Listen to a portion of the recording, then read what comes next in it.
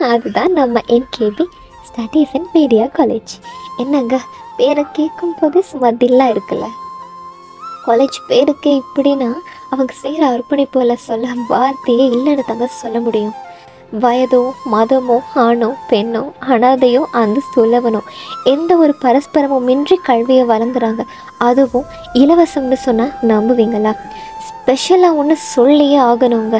பணமோ வசதியோ தாங்கி பிடிக்க உறவோ இல்லாமல் வீட்டில் முடங்கி போன பல பெண்களின் கனவுகள், ஆசைகள், லட்சியங்கள் இந்த நிலைமையிலிருந்து மீண்டும் வரமாட்டோமா என்று ஏங்கும் பெண்கள் மத்தியில் இன்று ஒவ்வொரு பெண்ணும் ஒவ்வொரு துறையில் தன்னோட சாதனையை வெளிப்படுத்தி கொண்டிருப்பது குறிப்பிடத்தக்க ஒரு விடயமாக இருக்கிறது இந்த என்கேபி மண்ணில். இந்த என்கேபியோட புகழை பாடவே டைம் போதாமல் இருக்குங்க. இப்போ நம்ம நாட்டில் அங்கங்கே ஒழிக்கிற ஒரு ஜபமாகவே இருக்குது நம்ம NKP studies and media college. நிகழ்ச்சி நிறைவு பெற இன்னும் குறுகிய நேரமே இருக்கிறது நண்பர்களே. ஸோ அதுக்கு முன்னே நம்ம சார்பில் ஒரு குட்டி வரிகள் நம்ம லக்கிம் சர்க்காக. இயற்கையின் நீதி தான் என்னவோ பிறர் சுவையை சுவைக்க முடியாத எவராலும் என்பார்கள்.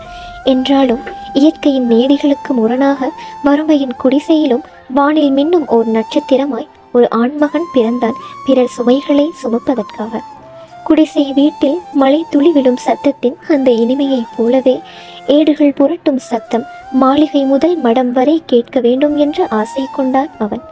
தீர்க்க சுமங்கலி முதல் விதவை கோலம் வரை தான் கண்ட அத்தனை மங்கையரும் அறிவொளியால் ஓங்கி இந்த பாரில் இன்னும் ஒரு கதிரவனாய் பிறக்க வேண்டும் என அவன் வைத்த எண்ணமும் அது வார்த்தைகளால் சொல்லிவிட முடியாத ஒன்று.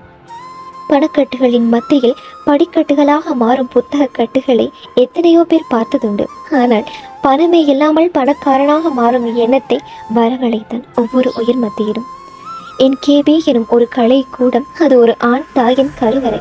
தன் கனவு பயணத்தை தொடர்ந்திருக்கும் அந்த உத்தம தாய் மகன் என்றும் எம் நெஞ்சில் அழிய இடம் பிடித்த ஒரு பெயராகவே விளங்கப் போகிறார் என்று கூறிக்கொண்டு இந்த சுவாரஸ்யமான கதை தொகுப்பில் என்னுடன் இணைத்து கொண்ட அன்பு உறவுகள் அனைவரும்